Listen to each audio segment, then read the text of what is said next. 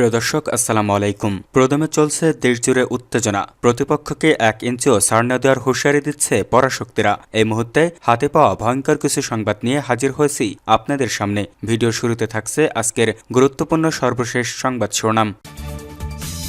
প্রথমে জানিয়ে দেব, প্রধান উপদেষ্টা সহ সব উপদেষ্টার সম্পদ বিবরণী প্রকাশ। আরও জানিয়ে দেব, ভয়কে পিছনে রেখে সাহসকে সামনে রেখে ভোট কেন্দ্রে যেতে প্রধান উপদেষ্টার আহ্বান। এদিকে বগুড়ায় বিএনপির নেতার চোখ উপড়ে ফেলার অভিযোগ অস্বীকার জামাতে। সর্বশেষ জানিয়ে দেব, ভোট কেন্দ্রে মোবাইল ফোন ব্যবহার নিয়ে ইসির নতুন নির্দেশনা। এতক্ষণ শুনছিলেন সংবাদ শিরোনাম, এবার বিস্তারিত। তবে তার আগে আমাদের চ্যানেলটি সাবস্ক্রাইব করুন এবং লাইক, কমেন্ট, শেয়ার করে পরবর্তী আপডেট পেতে আমাদের সাথেই থাকুন। প্রধান উপদেষ্টা সহ সব উপদেষ্টার সম্পদ বিবরণী প্রকাশ।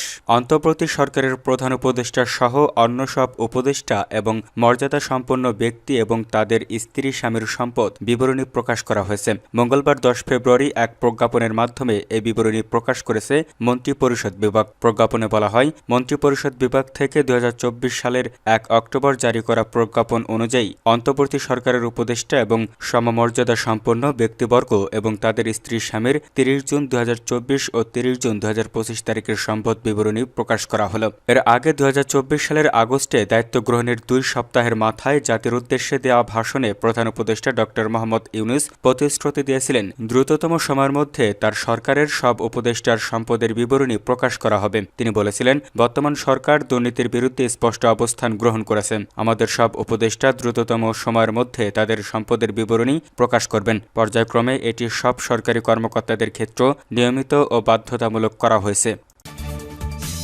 ভয়কে পেছনে রেখে সাহসকে সামনে, ভোট কেন্দ্রে যেতে প্রধান উপদেষ্টার আহ্বান। দেশবাসীর উদ্দেশ্যে প্রধান উপদেষ্টা অধ্যাপক মোহাম্মদ ইউনূস বলেছেন, ভয়কে পেছনে রেখে সাহসকে সামনে এনে ভোট কেন্দ্রে যান। আপনার একটি ভোট শুধু একটি সরকার নির্বাচন করবে না, এটি 17 বছরের নিরাপত্তার জবাব দেবে, বাধাহীন ফ্যাসিবাদের জবাব দেবে, জাতিকে নতুনভাবে গঠিত করবে এবং প্রমাণ করবে এদেশ তার তরুণ ও নারী এবং সংগ্রামী জনতার কণ্ঠ আর কোনোদিন হারাতে দেবে না। ত্রয়োদশ সংসদ নির্বাচন ও জুলাই জাতীয় সনদ বাস্তবায়নে গণভোটকে সামনে রেখে মঙ্গলবার 10 ফেব্রুয়ারি রাতে জাতির উদ্দেশ্যে দেওয়া ভাষণে তিনি এসব কথা বলেন। ভাষণে প্রধান উপদেষ্টার সব প্রতিদ্বন্দ্বী প্রার্থীর প্রতি উদাত্ত আহ্বান জানিয়ে বলেন, নির্বাচনের ফলাফল যাই হোক না কেন, ব্যক্তিগত বা দলীয় স্বার্থের ঊর্ধ্বে উঠে জাতির বীরত্বর স্বার্থকে প্রাধান্য দিন। বিজয় যেমন গণতন্ত্রের অংশ, পরাজয় এর অবিচ্ছেদ্য সত্য।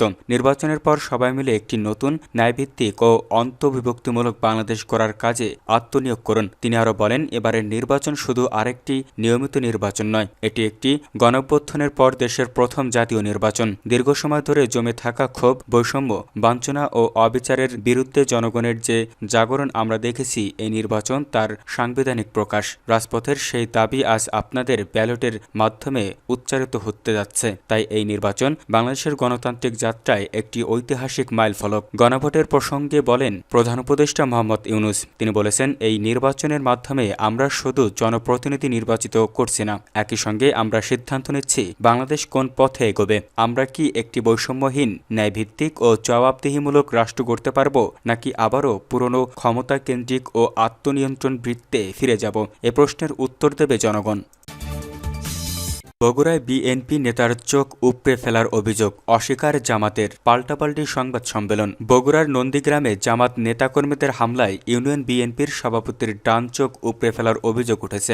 মঙ্গলবার 10 ফেব্রুয়ারি দুপুরে এক সংবাদ সম্মেলনে এই অভিযোগ করেন বগুড়া 4 আসনের বিএনপি প্রার্থী মোশাররফ হোসেন। এদিকে বিকেলে পাল্টা সংবাদ সম্মেলনে হামলার অভিযোগ অস্বীকার করেছে জামাত ইসলামী। সংবাদ সম্মেলনে তিনি বলেন, গতরাতে নন্দীগ্রামের পানশুন এলাকায় জামাত নেতাকর্মীরা ভোটারদের মাঝে টাকা বিতরণের জন্য একটি বাড়িতে অবস্থান নেয়। খবরটি জানতে পেরে সেখানে যায় বিএনপি প্রার্থীর সমর্থক ও স্থানীয় নেতাকর্মীরা। সেখান থেকে সালথা মাঝগ্রাম ইউনিয়ন স্বেচ্ছাসেবক লীগের সভাপতি বেলাল হোসেন ও জামাতের একজনকে আটকের পর পুলিশে খবর দেয়া হয়। তিনি আরও বলেন, পুলিশ ঘটনাস্থলে পৌঁছানোর আগেই জামাতের স্থানীয় আরও নেতাকর্মী এবং একই আসনের দাঁড়িপাল্লা প্রার্থী সমর্থকরা সেখানে গিয়ে হামলা চালায়। এ সময় ইউনিয়ন বিএনপির সভাপতি মাসুদ রানা সহ কয়েকজনকে মারধর করা হয়, উপড়ে ফেলা হয় মাসুদ রানার ডান চোখ, ছিনিয়ে নেওয়া হয় আটককৃত দুজনকে, ভাঙচুর করা হয় কয়েকটি বাড়িঘর, পরে আহতদের উদ্ধার করে হাসপাতালে নেওয়া হয় বলেও জানান তিনি। তবে এই ঘটনায় পাল্টা সংবাদ সম্মেলন করেন বগুড়া ৪ আসনের জামাত প্রার্থী ডক্টর মুস্তফা ফয়সাল পারভেজ। বিএনপির অভিযোগ অস্বীকার করে তিনি বলেন, হামলার সাথে জামাতের কেউ জড়িত নয়, উল্টো বিএনপি নেতাকর্মীদের বিরুদ্ধেই হামলার অভিযোগ করেন তিনি। এদিকে ছেলের চোখ উপড়ে ফেলার খবরে দুপুরে স্ট্রোক করে মারা গেছেন মাসুদ রানার মা মাজেদা বেগম। এই ঘটনায় এখনও মামলা হয়নি বলে জানিয়েছেন পুলিশ। ভোটকেন্দ্রে মোবাইল ব্যবহার নিয়ে ইসির নতুন নির্দেশনা। আসন্ন জাতীয় সংসদ নির্বাচন ও গণভোট কেন্দ্রের 400 গজের মধ্যে মোবাইল ফোন ব্যবহার নিষিদ্ধের সিদ্ধান্ত থেকে সরে এসেছে নির্বাচন কমিশন। নতুন সিদ্ধান্ত অনুযায়ী ভোটার মোবাইল ফোন নিয়ে ভোটকেন্দ্রে যেতে পারবেন, তবে গোপন কক্ষে মার্কিং প্লেসে তা ব্যবহার করা যাবে না। মঙ্গলবার 10 ফেব্রুয়ারি ইসির সহকারী সিনিয়র সচিব শহীদুল ইসলাম স্বাক্ষরিত এই সংক্রান্ত নির্দেশনা রিটার্নিং কর্মকর্তাদের কাছে পাঠানো হয়েছে, যারা মোবাইল ফোন ব্যবহার করতে পারবেন।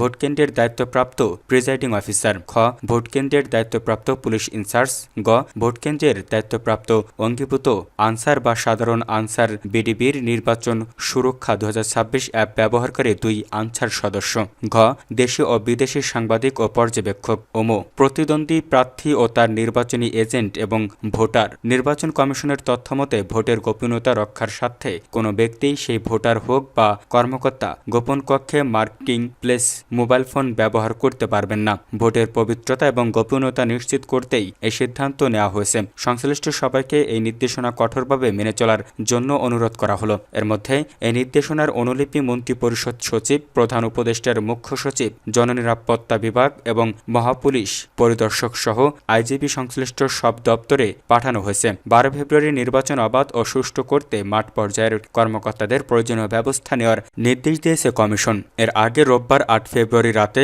আসন্ন সংসদ নির্বাচন ও গণভোটের কেন্দ্রে মোবাইল ফোন নিয়ে প্রবেশ নিষেধাজ্ঞা জারি করেছিল নির্বাচন কমিশনার।